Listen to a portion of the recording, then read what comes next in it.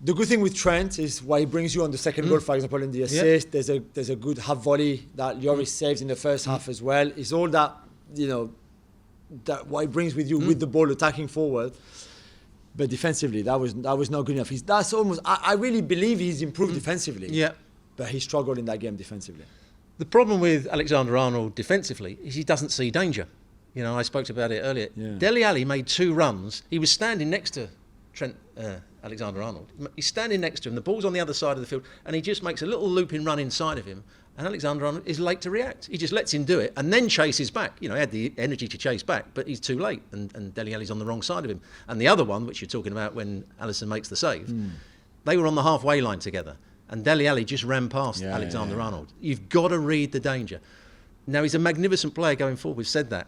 And it's difficult for the opposition to know how to deal with him. Does he take their wide player back? Or does the wide player come and try and mark him? Because then it leaves the left wing back at times, or the left-sided centre half up against Salah, which is a danger. Yeah. So there's lots of plus points with Alexander, which far outweigh the defensive problems. But they've got to find a way of covering that space when he does go forward. We sat at the Spurs stadium, not far behind the away team dugout. Yeah. And now with the fans back, we don't hear as much. But when there were no fans, we could hear Klopp, but literally, I probably regularly, whatever the game, just roasting him for poor positioning, losing the ball too cheaply. And yesterday, there's one in the second half where I think Trent tries something like a little flick with the outside of the foot. I mean, I don't know, along the touchline, something where maybe because he's so good, it would have worked, but it was really like. And Klopp shouted, I promise you, Stu, just do it simple, just keep it simple, and losing his chisel completely. And I'm like, I was thinking about it. I said, you must be so grateful to have an incredible player like him, of course. And he's still very young, and he's going to learn, and he's going to get better and better and better.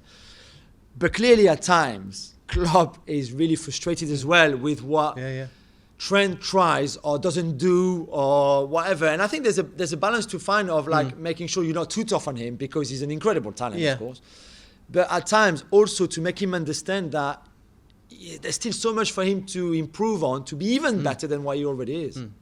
Yeah, I mean, he's never going to change the system, Jurgen Klopp, because he wants to press the ball, so he's always going to play with a back four with these fullbacks getting high up the field. When I look at Trent Alexander-Arnold, I always think he's a wing back, really. They should be playing with a back three, so that when he does go forward, the right-sided centre half, if he was playing for Chelsea, Aspilicueta would come across and cover for him, or whoever the right-sided centre half would be.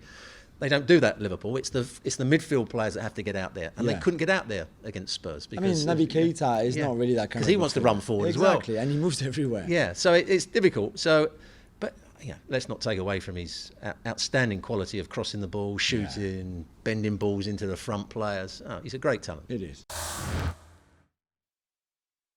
Thanks so much for watching ESPN on YouTube. And for more sports highlights and analysis, be sure to download the ESPN app. And for premium content and live streaming, subscribe to ESPN Plus.